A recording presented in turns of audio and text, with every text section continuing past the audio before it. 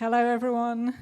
Welcome to this final session with the grand title, The Future of Tech, The Future of TICTeC. It's going to be a session of two related halves, we hope.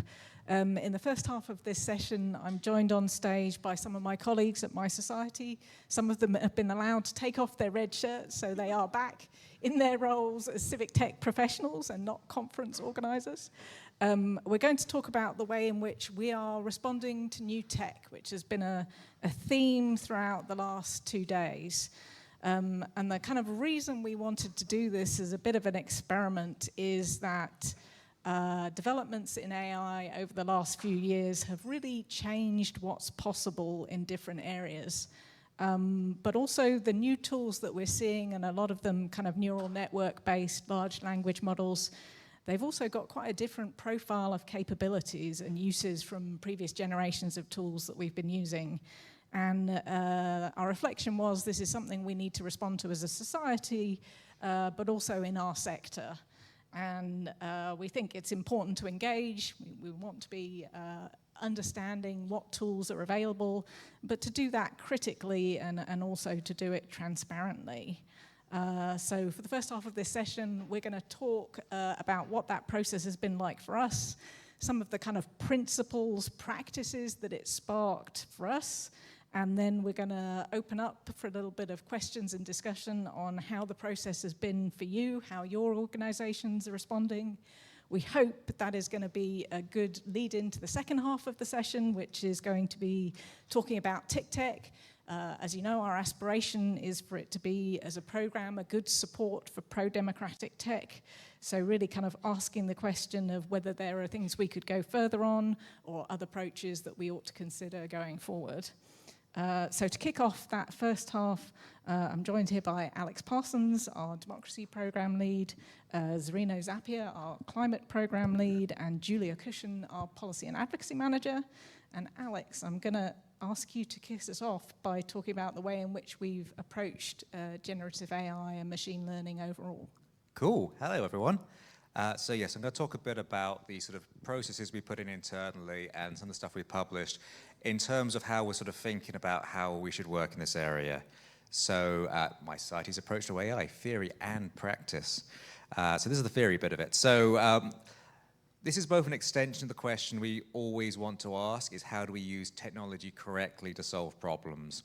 And as Louise says, how do we specifically think about generative AI and machine learning, which has distinctive features, changes some of our models of what a computer can do. For instance, made a computer that's bad at maths, but often behaving, but there's dramatic changes in capabilities every few months. So what processes do we need to be able to do intelligent experiments while reconciling that with being a relatively small organization that is operationally stretched? So how do we keep doing the things we're doing all the time, trying to take advantage of what's new, but not leaning into fads? So internally what we did is we started a monthly call to talk about experiments. We stored things in an internal register as a way of tracking new things we were trying out, things we were learning. And also when this was raising, things were working in interesting ways or where they were raising interesting ethical problems. And as part of this, we sketched out a framework for thinking about AI, which you can read on our website. I missed a slide. There we go. AI framework. So the thing about the framework is it's not a strict scorecard. It was a guide for conversations we wanted to have. And so this sort of broke into 6 different domains. The first question about practicalities is the one we always want to be asking is, does the shiny technology actually do the thing that is the best way of solving a real problem? We want to know more about technology so we can know if it is an appropriate solution, but we want to start with that problem rather than working backwards from the solution to the problem. The second one about societal domains is we want to think about the broader impact of our work.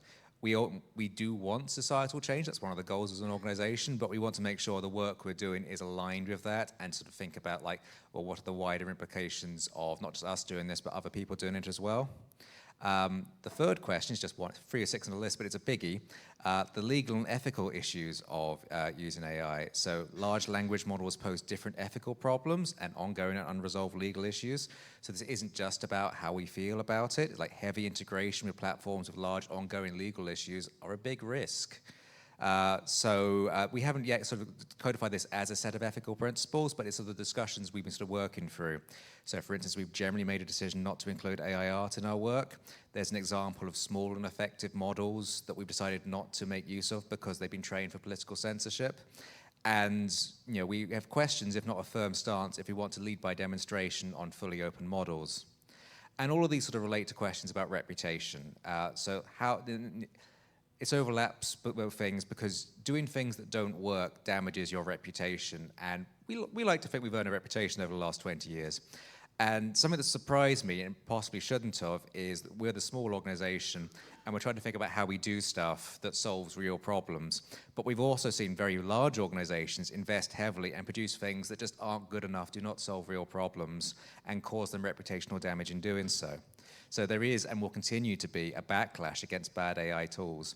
And this sort of emphasizes being very, very clear on the real problems we're solving and how we use the technology appropriately. Environmental and infrastructural issues sort of feed into each other. If you're running long-running services, you want to be careful about introducing new technologies into the stack, especially when you don't know if you'll have the budget for adequate maintenance in the long run if projects come up. Like especially in the work we do, there's often it's very stop and start and so to project funding. So you don't want to accidentally create big new dependencies you may not be able to work with in a few years' time. So for language models, there's a choice between managing local models, which might require investments in hardware, or using APIs to large external services.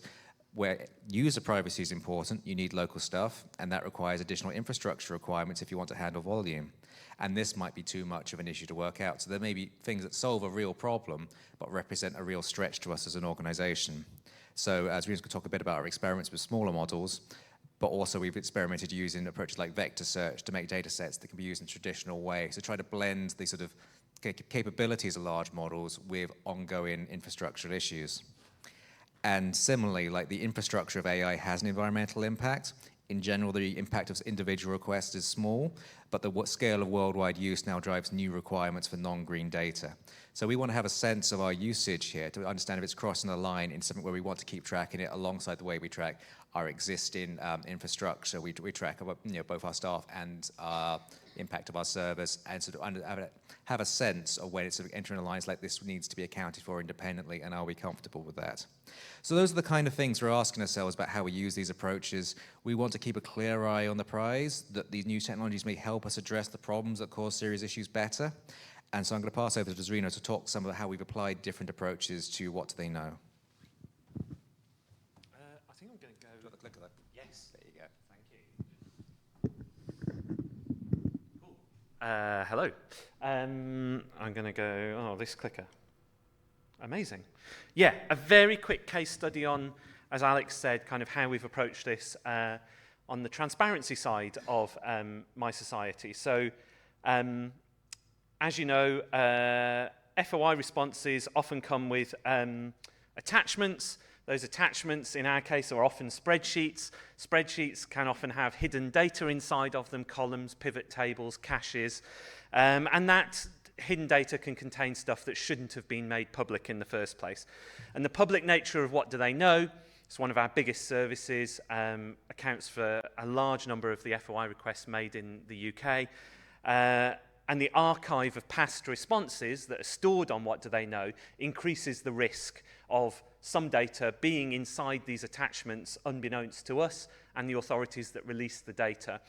And we've handled a number of data breaches on what do they know, removing the data when we're made aware of it or when we spot it ourselves. But that kind of reactive model of expunging this data isn't fast enough. We needed a way to be able to identify these things in advance and potentially even remove them in advance without humans having to get in the loop. And so we wondered whether automation could help. And picking up on what both Louise and Alex have said earlier, we tried to take a bit of a pragmatic mySociety approach to this, rather than just throwing everything at ChatGPT or some big AI model, which would obviously have dangers around sharing personal data that might be hidden in these documents. It's also hard to trust, hard to replicate. We decided to start where we know. We're an organization of civic tech hackers and geeks, and so we started off with code. GPT enabled one of our non-technical domain experts, hello to Helen if she's watching, to prototype scripts that would help identify whether spreadsheets contained hidden data at all. And that started off as an Excel in macro in Excel, and we then iterated it, or she iterated it with suggestions from the GPT to tell her, maybe you should try this, maybe we could add that. And it didn't take us actually much work to take that very initial prototype, clean it up, and actually deploy it to be used. So that has actually been deployed and is running in the background of What Do They Know.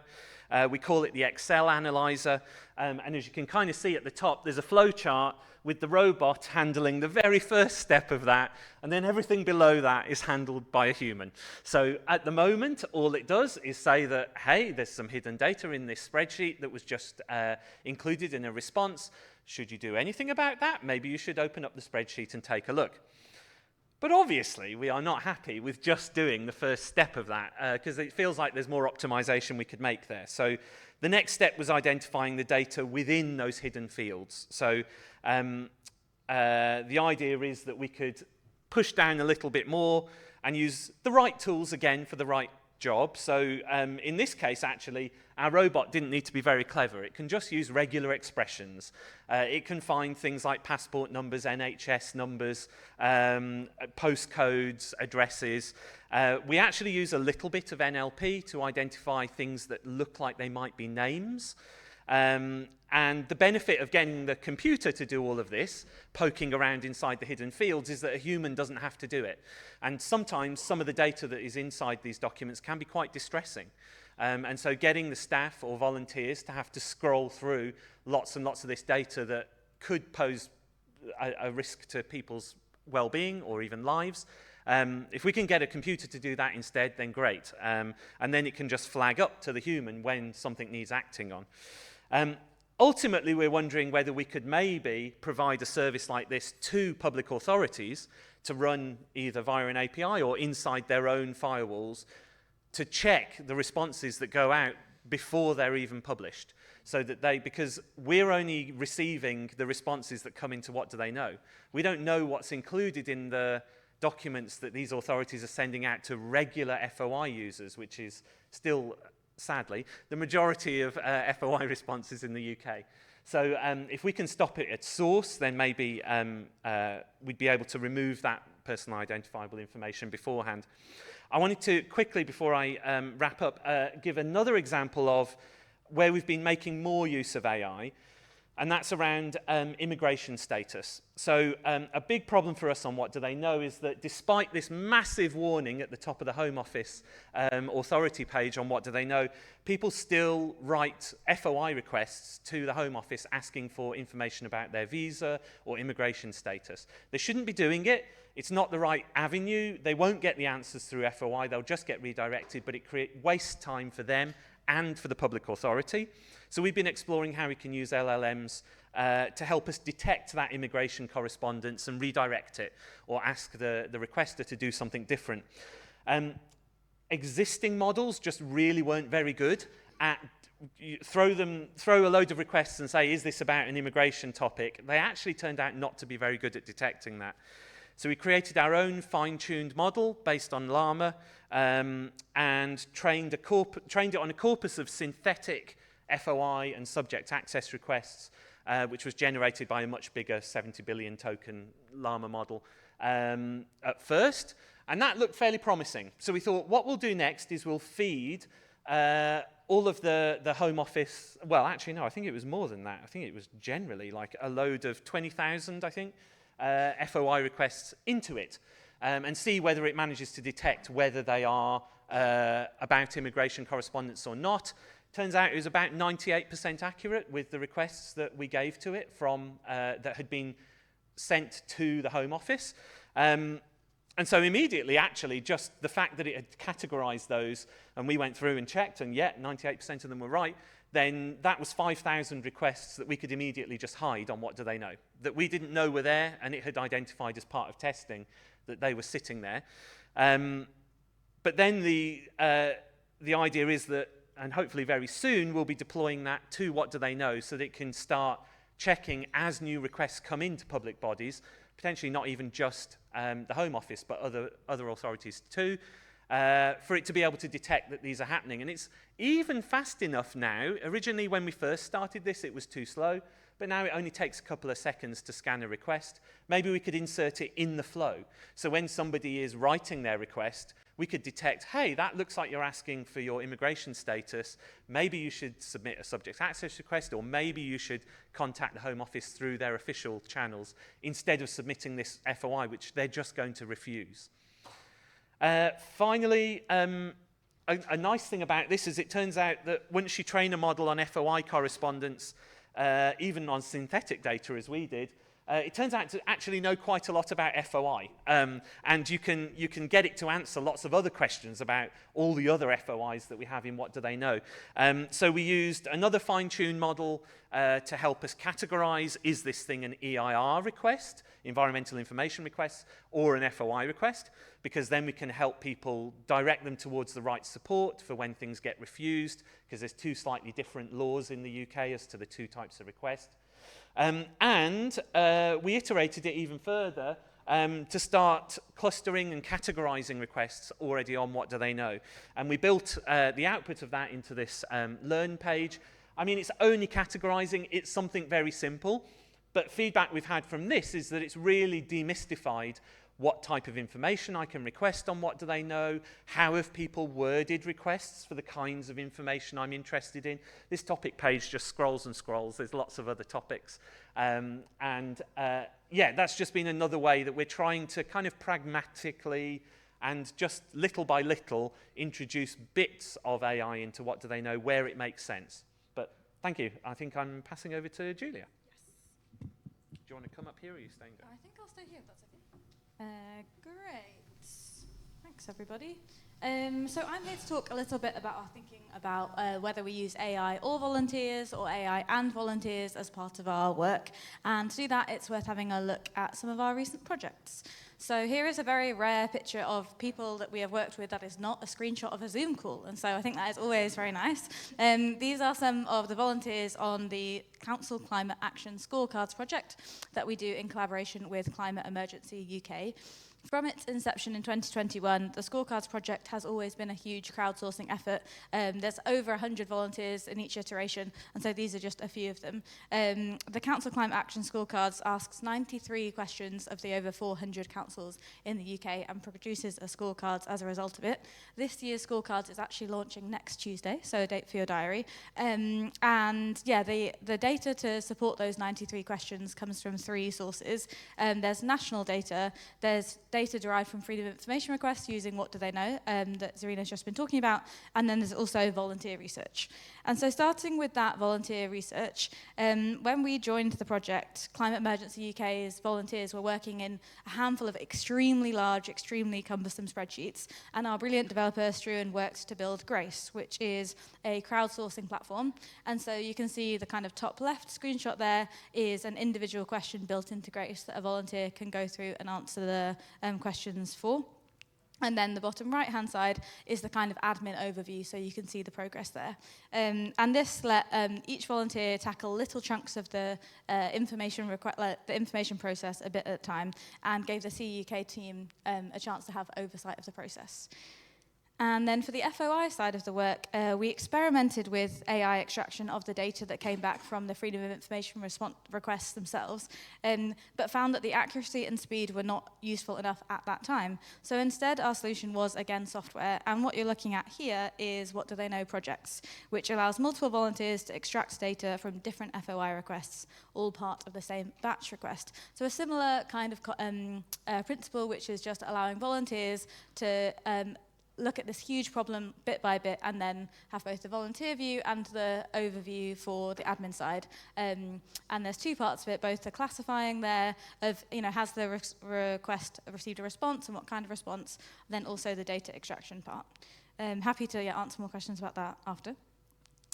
And now we have got a screenshot of a load of volunteers from a Zoom call. This is another project I'd like to tell you about, which is Who Funds Them. And this also used Grace, the crowdsourcing software. 50 volunteers helped us go through all 650 members of Parliament's a register of financial interest line by line. So the register of financial interests is where MPs have to declare all of their donations, second jobs, shareholdings, things like that. And although the data quality that Parliament publishes has improved recently, it still is nowhere near good enough to have an accurate picture of what's going on, especially at a kind of systematic level. So these amazing volunteers helped us go through all of the registers and used Grace to kind of draw out different things. Overall, though, our experience was that the data quality is still really, really poor.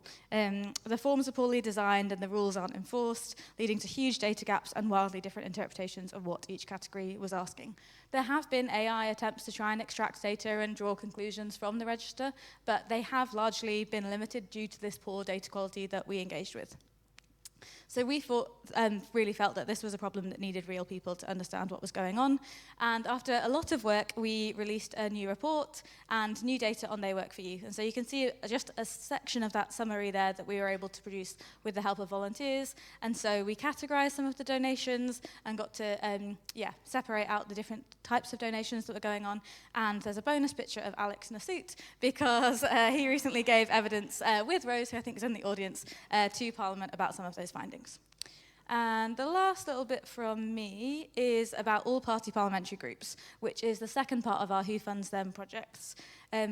All-party parliamentary groups, also known as APPGs, are groups of MPs and members of the House of Lords who come together about different topic areas. And so sometimes they're about countries, so on the right-hand side there you can see the Australia-New Zealand group, or they're about subject areas. There's APPGs about cheese, beer, wine, all sorts of medical conditions. There's actually over 500 all-party parliamentary groups now, although the number changes a lot. The trouble is, what you can see on that right-hand side is about all that we get told about all-party parliamentary groups. Parliament doesn't collect very much information about them, and it publishes even less. And one of the key pieces of information that we would like to find out is the membership list. For an APPG to be constituted, it must have at least 20 members, but as you can see, it only publishes the four officers of each group. This information is available from some APPGs. The rule is that they will either have to publish it on their website, and you can see some examples of the websites here, or if they don't publish it on their websites, then they have to make it available to us within 28 days. But there are hundreds of these websites, and some are really, really old school and have been existing, have been since the early 2000s, haven't updated very much, and some are really modern, they're all in different formats. In this case, we did use an AI approach to crawl through these websites to try to identify membership lists and then verify the names that we used were actually present using normal code to mitigate the risk of hallucinations. So in this case, we were using some AI to scrape these websites and see what was there. But we then go back to a volunteer approach where we have a crowdsourcing effort, which is much smaller than the original task because of this initial AI scrape. So volunteers are currently helping us double-check the results of the scraper so that we can then request membership lists only from the all-party parliamentary groups that we know don't publish them. So that was the end of my little bit there, and I think I'm now passing back over to Alex. Yes, I don't think I have any slides for this bit. So we could find out I'm wrong the next time someone clicks. So this is sort of basically something we have to think about. It's not just so much a question about like how we use AI, but just the environment we exist in is already changed by AI. And so even if it's not true you have to use AI yourself to keep up, it might be true you need to move to think about like how the situation your services existed in before may not be as true now. People might use your services in different ways. We don't have to integrate AI into what do I know ourselves to know people will use AI to write what they know to write FOI requests. So we have to make decisions about how we react to this stuff, even if we don't use it ourselves. And one of the things I've been thinking about here is how like AI affects discovery and search. And so the internet's increasingly like lots of walled garden social medias. Blue Sky is a lovely exception to this, and like letting you link to things, letting people click on links. It's an incredible idea that will never catch on. And some AI things sort of work in this way as well, in terms of like building tools that use the information they have, or it does the research review to sort of give you the answer on the search page itself or inside the chat window, and that stops people clicking through. And currently, AI companies are building tools that give people the wrong answer rather than clicking on your site, which is bad. But if they improve this and start giving the right answer, that's still a problem for the right answer supply chain. So, for instance, if you're grant funded and you want to be able to demonstrate impact, people visited your website is a nice one. If people are less visiting your website because someone scraped you at some point and given the answers, then it's hard for you to demonstrate your value, and it's hard to sort of make that sustainable in the long run. Similarly, if you're funded by visitors and donations, that's a problem if there's less click-through. So one of the problems we have to deal with isn't so much like, I think about like They Work For You, our parliamentary monitoring site a lot. It's not so much do we use AI on They Work For You or not, but how do we continue to run a sustainable and impactful service if some of the assumptions we've made about how people find information have fallen away. And similarly, in services where we're helping people communicate, there are changes to how the situation reacts. Yes, and so I think this is on. I was going to talk a little bit, building on from that, about our service Write to Them, which allows people to write messages to their representatives. And in a similar vein, we know that AI is kind of changing the landscape in which this service operates in that people can and probably do use ChatGPT to write their messages to representatives, and increasingly there are probably AI platforms and functions that are happening within the representatives' offices too. And, Zarina mentioned earlier, what advice can we give to people, and what helpful advice can AI support us with to give to people when they're writing their messages, but also we don't want to make Microsoft Clippy or something that people end up finding unhelpful. So we're operating in this landscape. Where we're kind of moving immediately is to just think about the general advice that we give to people in terms of how to make their messages effective, what information to include on certain topics, to try and keep them brief, to try and keep them civil, because that's a really important part of this kind of communication. And so that is one thing to think about, but then the other thing is to think about how AI might affect the volume of communication to MPs and MPs' offices.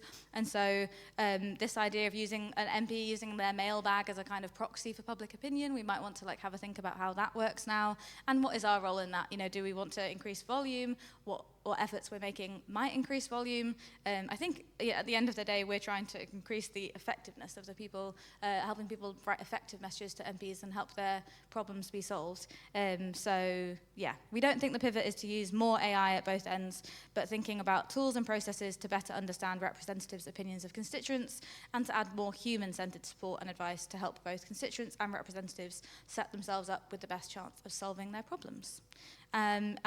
Thinking about authenticity, we're thinking a lot about public institutions too. Yeah, so the final reflection we had on the way in which our environment is changing is really that the cost of persuasive fakes is decreasing. And we had this point made to us very effectively by one of our colleagues a couple of weeks ago who used VO, the latest video generation tool from Google, to, in 2 hours, create a pretty realistic 3-minute news clip of fake information about mySociety, complete with a BBC News anchor, footage from the House of Commons, people on the street talking about what a sinister organisation we are, giving all the information that people report on potholes in their area straight to the government.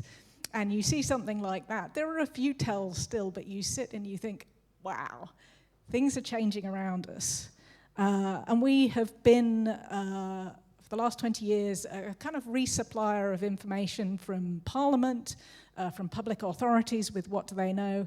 And the answer to how do we know this is trustworthy has always been links and provenance. But when information from our services is going out into the world of social media, and it's going to be in this world of very persuasive, high-resolution fakes, how do we think about this? And how do we think about symbols of authenticity that travel wherever the content goes? So we had, just in the last previous session, a very welcome presentation from Google on C2PA, which is one of these ways of talking about content provenance and applying it to material that goes out into the world.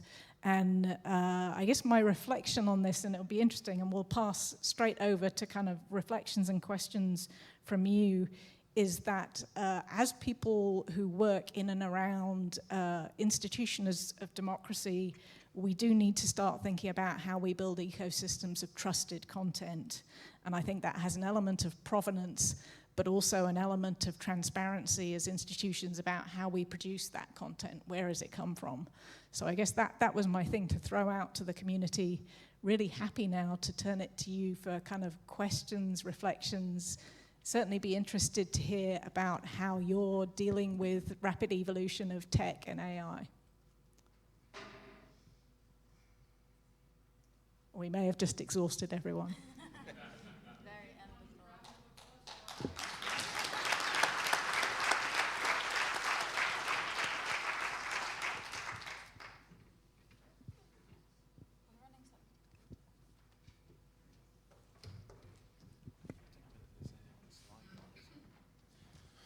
So I want to say thanks first. This has been really, really interesting. My name's Ian Williams. I'm from the City University of New York. So happy to be across the pond for a bit. Wondering what things will be like by the time I get back home. But I want to say ending on this note is really refreshing because the US right now, there's such a discourse about, kind of uncritical adoption, AI accelerationism, often kind of thoughtless assumptions that one must either embrace it as good or embrace it because it's inevitable, right? That like AI is here to stay and whatever. So I guess a question I have is in dialogue with or how to temper some of these more accelerationist kind of uncritical views, because I imagine you're seeing that in a lot of partners too, in a lot of organizations, particularly on the tech side. But any thoughts on that or ways to kind of approach even just kind of a let's slow down and think a little more about this kind of question? I can start on that one if you want. I think actually having the framework and that base question of, is there a real problem here? Is this a good solution to that problem? Is quite a good grounding tool, because when you're faced with new things, you can come back to that question and then you start from like a problem-driven approach. And I think that is a lot of the sort of what we used to call kind of architecture astronautsy, kind of when you're up in the space and not really thinking about real problems, comes from the here's a new tool, how do we apply it? And you really want to be like, what are our big problems? Is this an appropriate thing? Is it going to help us with those? And it might not be like we deploy it. It might be we use it in our way of thinking about this, or we use it to make something much more effective. I don't know. And the only thing I really sort of add to that is there is an element of fantasy to some of these larger ideas that I don't want to say inevitably comes into contact with reality, because it can take quite a long time for that to happen, and a lot of bad things can happen in the meantime.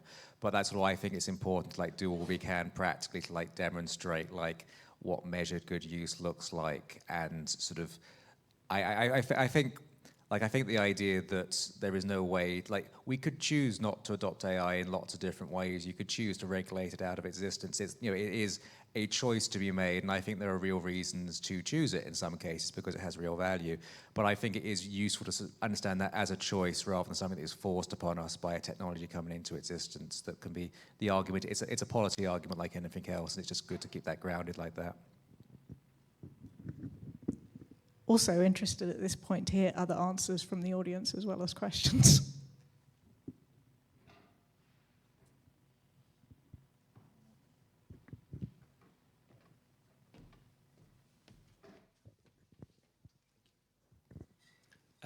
Hi there, I'm Simro from Democracy Club in the UK.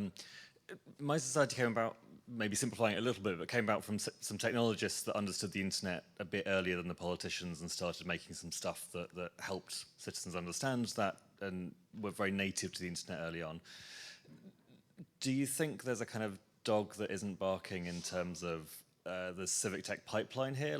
Is it possible that there aren't going to be future CivicTeC projects because the AI will kind of consume it all and just do it? And there may not be sort of products or organizations, there'll just be people who know how to prompt a generic technology into this. I think we're a bit too early for that now, but I'm kind of thinking about in the next 20 years or so, is that a possibility? It's back to very boring answer on sort of bigger questions. I think it's hard to say at the moment. I think it's always hard to say when things are really in flux, that you might see really, really genuinely big changes in both what we do, but lots of other sectors. But in some ways, I think that speculation is, again, the wrong way to come at. You want to kind of go from where we are now and follow forward rather than, I suppose I think there's kind of less value in trying to think back from those kind of outcomes, but maybe that's just the way I think. I mean, this is loosely spoiling some of the immediate next session, but like, it's sort of a question of how much we think about like civic tech as like a specific set of things, or like an attitude that sort of fits into a wider pro-democracy movement. Like, to an extent, if there are real tools that have real value and people use them in that way, is the spirit of civic tech alive, even if many of the actual mechanics of it are different? So I think that's sort of, again, you know, talking about the purpose, not just in terms of like how something functionally works, but like what are you trying to do? What is the statement of what you're trying to do about how society should be run, and how is that adjacent to the technology? So like, I could get a lot into generic thoughts about meta civic tech, but that's not why everyone's here at the last thing. And one thing that's just in the back of my mind is, again, what I mentioned earlier about lots of the work that I demonstrated that the transparency team at mySociety had done has come from one previous volunteer, now staff member, who has just loved experimenting with this stuff and has been able to deliver technology that the rest of us didn't have time to write from scratch. She had the domain expertise and a passion to explore, and I think it'd be really interesting to see what sort of civic tech projects could come out of that. Somebody with access to a free open source coding AI that can just help them make a new game or a new platform or something. And I could totally imagine that the next mySociety in whichever other country could start from something like that and be enabled by it, because coding, at least to get something scrappy, something that inspires people, is no longer a barrier. And I think it comes back to what Fernando was saying in the keynote. Like, you've got, it's an opportunity for people, the general public, to actually become developers, as well as the kind of architects and defining the regulation. I think I'm maybe a bit more bullish on on this side as to the potential it has to be able to enable at least new ideas and new creativity. It won't replace the existing stuff, and it won't replace a slower, more thoughtful process for deploying stuff. But I think there's room for both. Feels like perhaps as good a segue as any to move into the second half of the two halves, and I'm going to hand over emceeing duties to Alex. Hello, it's Alex again. Could I ask my panelists to join me on the stage? So this is the end of TICTeC this year. End of TICTeC 4 this year, I'm sorry. And I'd like to use this last session. It's a very self-involved navel gazing about like thinking about the future, what we're trying to achieve, not just of TICTeC, but how we work in this space. So our framing for last year was talking about democracy in crisis and thinking about how civic tech fit into that mold. This year we tried to integrate the two ideas a bit more, talking about pro-democracy tech, trying to pull that apart where we can talk about where tech is being defensive, defending democracy, and where it's being constructive and allowing new forms of democracy to emerge. And so like what we wanted to think about with TICTeC is not just to put on a nice show. We think this has a purpose. And we want to help people learn and make connections. We want people to take things they've learned, practical tools, or just inspiration on what's possible. And as TICTeC is a way of achieving a goal, we want to think about how we could do better at that, and if there's other things we should do that achieve the same goal. So I've got a few guests on stage to talk a bit more about how this question of what's going well, what's not well, and how we can go further. So we've got Matt Stempeck from the Civic Tech Field Guide, Gigi from WeVis, and Maria Ramos from Fiquem Sabendo. There we go. Who are just we'll talk a bit about like TICTeC in general and this idea of pro-democracy tech and civic tech. So I guess just for some general reflections, like what do you feel about this idea like pro-democracy tech? Does it need more detail? Does it sit along the idea? Does it sit well alongside the idea of civic tech? So how do you sort of feel in the work you do about these different terms? Yeah, Maria, if you'd like to start.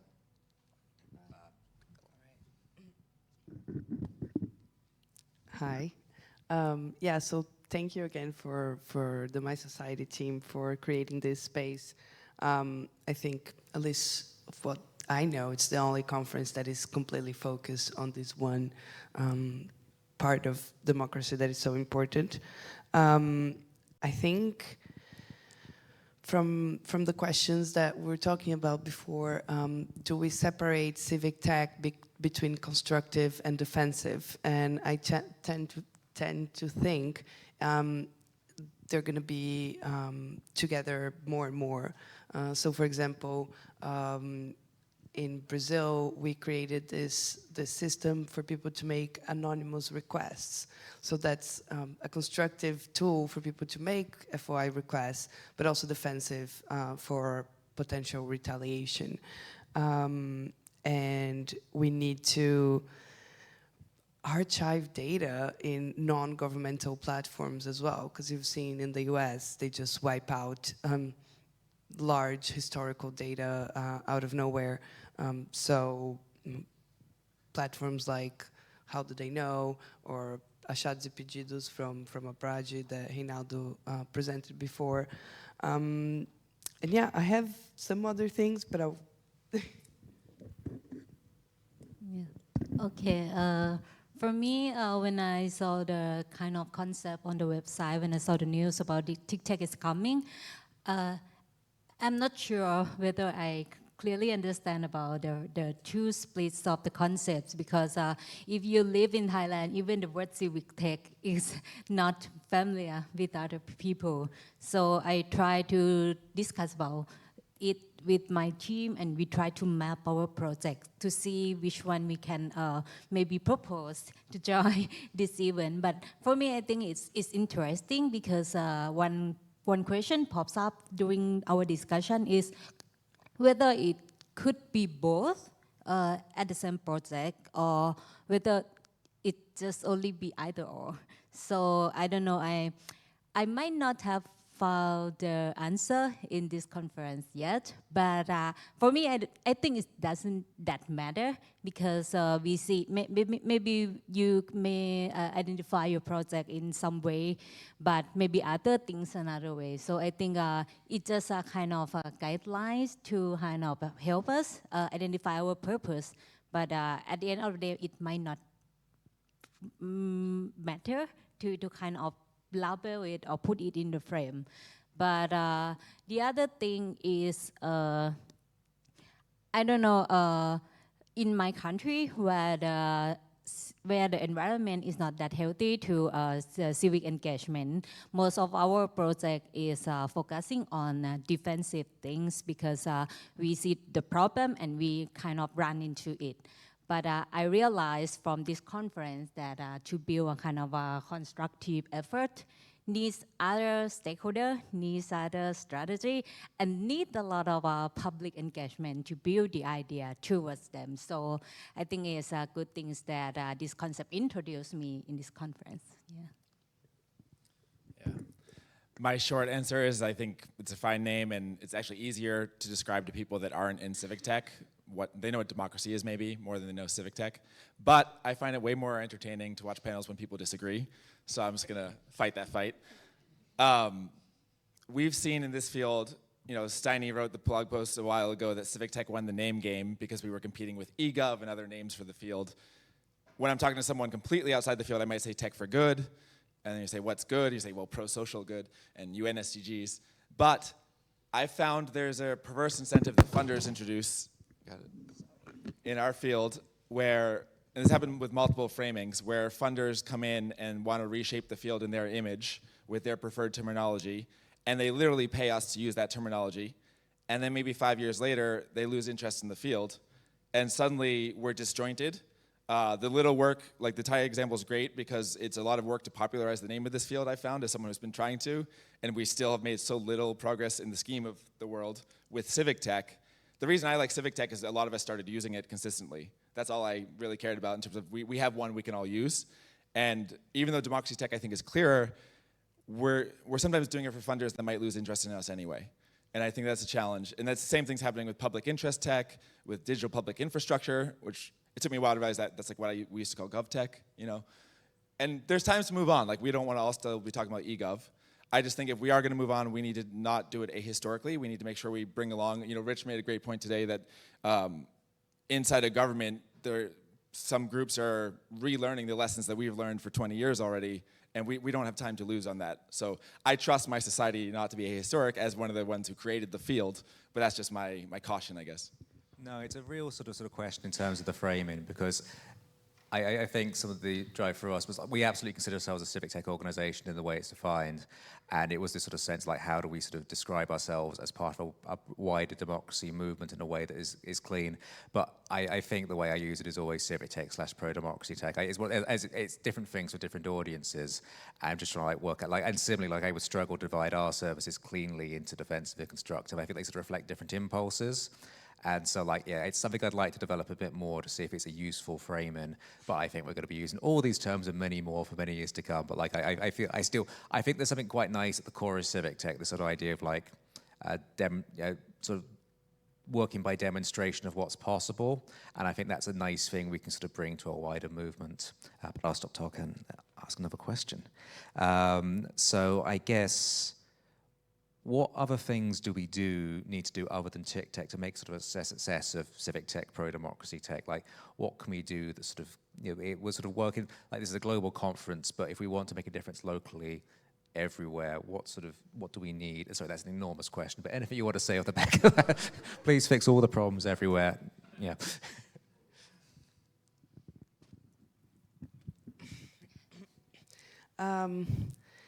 I think one of the things that I realized during the workshops here is, even though we have very similar problems and perceptions, it's also very different between countries and regions in terms of the possibilities of funding, in terms of, and not just money, but scale. Brazil has 200 million people, 5,000 municipalities. It's a completely different scale where tech can be a connector, since you can work in a country of 10 million people or 500 or 1 billion people. At the same time, I think we need to think with even a broader audience. Even when you say the global south, it's a crazy thing to put all together. At the same time, Australia is not considered global south, so it's just another word for saying developing countries, supposedly more politically correct, but I think people are catching on as well to that. And also dig deeper on the actual use of RTI and civic tech for people. So one thing that I'd like to hear more and see more is people who used our tools for their own, as a means for their own thing, and not just RTI for RTI and civic tech along ourselves. Yeah, just a quick idea. I think it used to tell Gemma after she called. We have a call after the last time of TICTeC, and I think because of limited of time and space for us, it's just only 2 days every year. So maybe we can hold a more kind of online conversation to allow maybe other cases, other example to explain the ideas behind. Just like Malia said, so many times we want to know how they adopt the idea and then implement, localize in the country. But maybe because of limited of time, we cannot do it here. Yeah. Part of me thinks right now is the goal is to stay alive. And I say that we have colleagues who are not here this week because their entire organizations are gone through no fault of their own, just eliminated because they worked on democracy with US funding, right? And we're seeing this across the world, and people who are normally at TICTeC aren't here this week. So part of me is just survive, be too cheap to fail. The first version of the Civic Tech Field Guide was a spreadsheet, a Google sheet, and we're well, that way we can't go out of business, unless Google does. But as part of that, I also think, we're seeing big tech take off its mask. We're seeing a lot of the hypothetical fears of how platforms could be weaponized become real ones. Things that 10 years ago might have been a hypothetical are now actually happening. So I also think we owe it to the future, whether it's our future selves or others, to fight right now. And every time I'm at TICTeC, I come away with, people are presenting evidence that what they're doing is working. So part of me is, there's this recurring, like, what we're doing isn't working because we haven't won against evil, but like, we have a bunch of peer-reviewed research that matching views to votes makes young people more active and informed voters, across a bunch of research. Thank you to the Tree Company for that research. It's like, so maybe it's scaling, it's deepening, but I don't think it's giving up. And maybe I'm just self-incentivized to say that. No, something when you're sort of talking about the people who are using the impact of the tools, something we did a few years ago is we held a mySociety Awards in the UK where we were sort of looking for like all the really good uses of our services. And it was a really lovely day, and it was really, really nice to see like those stories of like real impact, not just like this is a website we look at all the time, just like, no, this is making a real difference. And something we haven't quite figured out how to do is sort of bring that into TICTeC at the global scale, because I think that is the sort of like, we know that lots of these platforms are like making big differences, lots of people's life, in big and small ways, but it adds up. And that is sort of a real sort of like, this is why it matters. It's like, this is like the lever at which we make a big difference.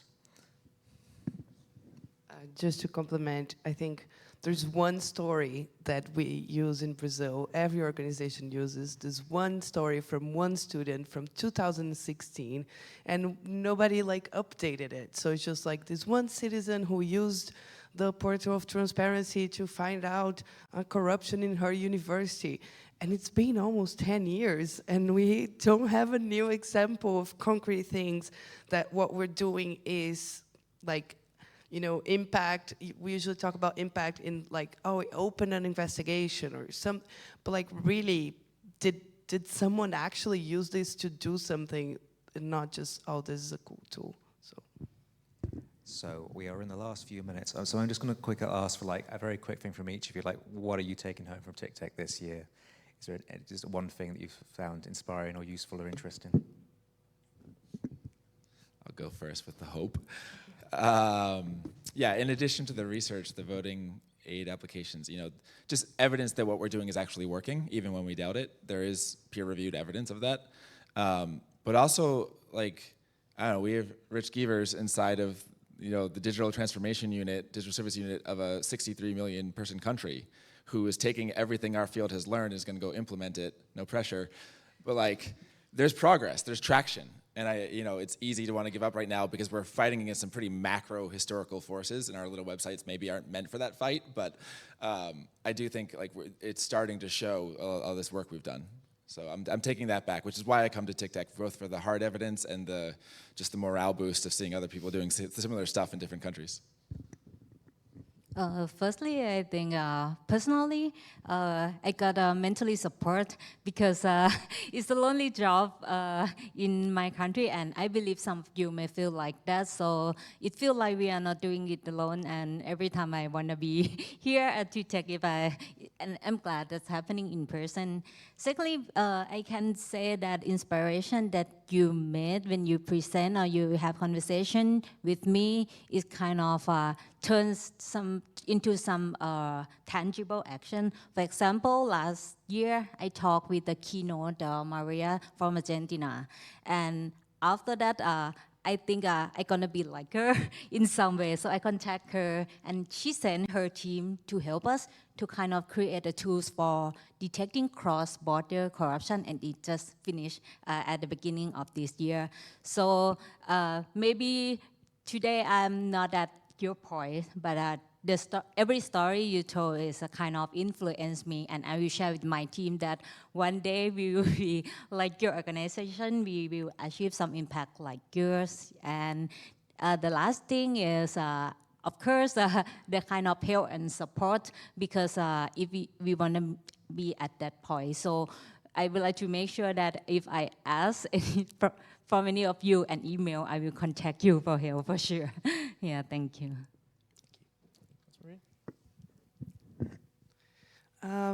Yeah, I think it's very cool to see all the projects that everybody are doing. I usually write down a few things that I can implement in my own projects. Also seeing like similar projects being done in different ecosystems and how we can connect and share. I think TICTeC is one. It's a big example of your previous question of how can we support local from the global, and like sharing expertise and resources is to create civic tech in my part of the world, just open source is not enough. We need the sharing of expertise and resources. I just found someone who's gonna provide, I don't know if that's the right word, provide a student, a PhD student, to work on our AI tool for writing appeals for FOIA denials. So yeah, this space for exchange is great. Oh, fantastic, that's great. Cool, well, exactly 5:30, I am going to start wrapping up. So thank you to our panel, some great answers there.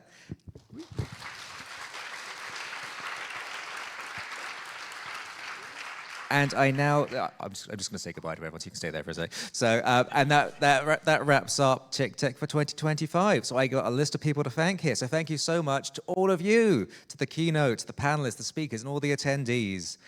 Thank you for our funders for supporting the conference and this in previous years. So Porticus, National Endowment for Democracy, and the Friedrich Naumann Foundation. Thank you to the venue staff, the caterers, the wonderful AV techs and the photographer, and the spot for Meeting Immaculate and the city. And a special thanks to mySociety staff who have taken time out of the day job to help us with this, and especially to Gemma, who, yeah, Gemma. None of this would happen without Gemma. She is everywhere making 1,000 things work. She's currently hiding at the back, but you know, it is all going very, very well because of Gemma. She's incredible. Thank you so much, all of you, for coming to TICTeC. Yes, please enjoy whatever happens after this, because we are no longer responsible.